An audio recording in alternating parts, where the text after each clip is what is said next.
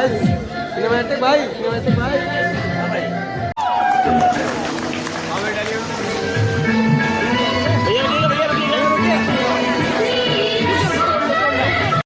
Guys वाले रख दीजिए, पूरा सिनेमैटिक हम दे देंगे आपको। और क्या भाई, अपने पास पूरा है ही है।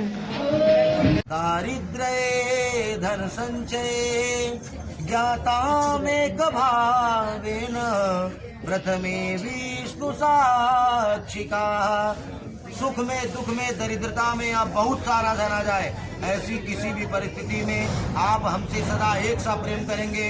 अगर सुख में आप हमें सब जगह भ्रमण कराएंगे, खूब शॉपिंग कराएंगे और थोड़ी समस्या गड़बड़ हुई तो ये नहीं कि हम आपसे लड़े, हम आपका उसमें भी सहयोग करेंगे। इसलिए सुख हो या दुख हो, एक गीत है, सुख हो या दुख दोनों मिलके सहेंगे, क्योंकि पति पत्नी का संग तभी उत्तम है जब सुख और दुख में बराबर संग में दोनों बने रहे। तो सुख हो दुख हो, धन बहुत ज्यादा है तो बड़े प्रसन्न है और धन कम है तो पता लगा घर में ही क्लेश हो गया। ऐसा बहुत परिवारों में देखते हैं कि धन नहीं आ रहा तो वो पत्नी से ही बहसबाजी शुरू हो गई। तो ऐसा उचित नहीं होगा। ये पार्वती जी का अर्थात कन्या का पहला वचन आपको स्वीकार है। क्या बात, इधर पीछे क्या होगा सके सहित में करो त्वेव द्वितीय विष्णु साक्षी का।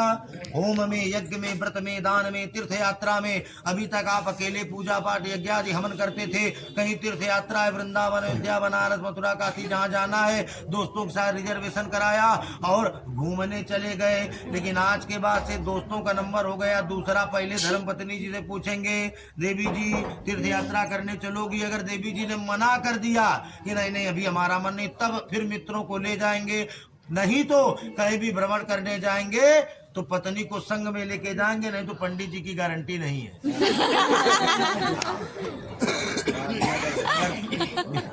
तो संग में लेके जाओ और तीर्थ यात्रा ही करनी चाहिए। कभी भी हमारे हिसाब से तो ऐसी जगह नहीं जाना चाहिए जहां मन विकार से ग्रसित हो जाए। तीर्थौ चरणौ पवित्रम यदि तीर्थ गमनम, हस्तौ पवित्रम यदि पुण्यदानम, मुखम पवित्रम यदि राम नामम, हृदयम पवित्रम यदि ब्रह्म ज्ञानम। तो चरण पवित्र होते हैं तीर्थ यात्रा करने से। आप कोई भी शुभ कर्म करेंगे तो कन्या कहती हमें हमेशा संग में लेंगे। ये दूसरा वचन आपको स्वीकार है। तीसरा वचन, तीन प्रकार की अवस्थाएं होती हैं, बाल्या युवा और वृद्धावस्था। कन्या की एक अवस्था पिता के घर में बीतती है, कौन सी? बाल्या। युवा और वृद्धावस्था पति के संग में बीतती है। तो कन्या कहती है कि आप इन दोनों अवस्थाओं में हमसे एक सा प्रेम करेंगे, क्योंकि बुजुर्ग अवस्था में अगर कोई किसी का सहयोगी है तो पति पत्नी एक दूसरे के, क्योंकि बाल बच्चे जो होते हैं तो नोएडा बम्बई और पुणे सब इंजीनियरिंग करने निकल जाते हैं, कोई नहीं बचता। बिटिया बिटिया बेटी बेटी सब चले जाते हैं, बेटा बहू भी बाहर है। तो बुढ़ापा के सहारा कौन है? पत्नी के पति और पति के पत्नी। इसलिए आप हमारे बुजुर्ग अवस्था में भी बराबर सम्मान करेंगे। ये हमारा आपसे तीसरा वचन है, आपको स्वीकार है। चौथा वचन, चार प्रकार के पुरुषार्थ होते हैं, बहुत ध्यान से सुनिएगा। अर्थ धर्म काम मोक्ष, जन्म से लेकर के मृत्यु पर्यंत हम इन्हीं चारों पुरुषार्थ को प्राप्त करते हैं। अर्थ कमाते हैं, धर्म करते हैं, कार्य करते हैं और अंत में हम भगवान का नाम स्मरण करके मोक्ष की प्राप्ति के लिए प्रयत्न करते हैं। तो कन्या कहती है कि तीन पुरुषार्थ में हम आपसे ज्यादा आपका सहयोग करेंगे। इसीलिए 3 भावर पहले कौन आगे चला? कन्या। क्यों? क्योंकि अर्थ का पुरुषार्थ स्त्री का प्रबल है।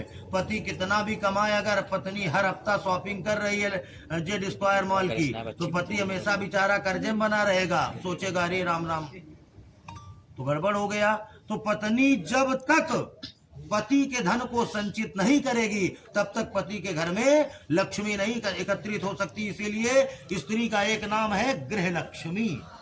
पति को गृहलक्ष्मा नहीं बोला गया, पत्नी को बोला गया, क्योंकि पति के कमाई के अनुसार जो अपने परिवार को चला जाए, कम धन में कम व्यवस्थाओं में जो अपने पूरे परिवार का निर्वहन कर दे, वही गृहलक्ष्मी है। और हमारी माताओं में ये कूट कूट करके गुण भरा होता है कि सारी परिस्थितियों में वो मैनेज कर लेती हैं, इसीलिए वो गृहलक्ष्मी, उनको अनेक विशेषण प्रदान किए गए हैं। तो कन्या कहती है अर्थ में, धर्म में कोई भी पूजा पाठ करो, धर्म का काम करो, अगर पत्नी न चाहे तो आप नहीं कर सकते। पता लगा तैयारी बना के जा रहे हैं बनारस और इधर घर में मूड किसी बात पे खराब हो गया कलेश। अब बनारस तो बात हटाओ, अपनी जान बचानी मुश्किल पड़ रही है, कौन बनारस जाए। इसलिए अगर पत्नी न चाहे तो आप धर्म भी नहीं कर सकते, बुद्धि नहीं काम करेगी। पता लगा किसी कन्या के विवाह में आप 5100 देने जा रहे हैं, बोले हैं 100 रुपए दो, उन्होंने बहुत कम दिया था, लो।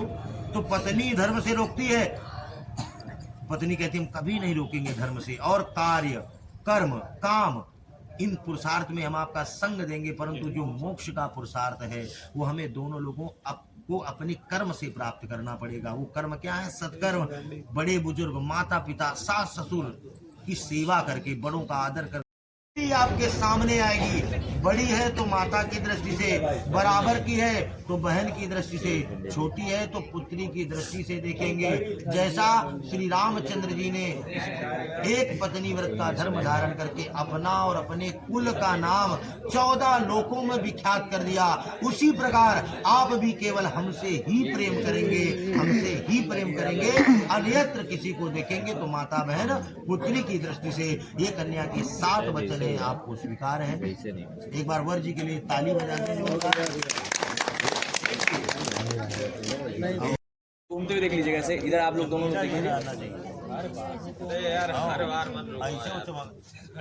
लगा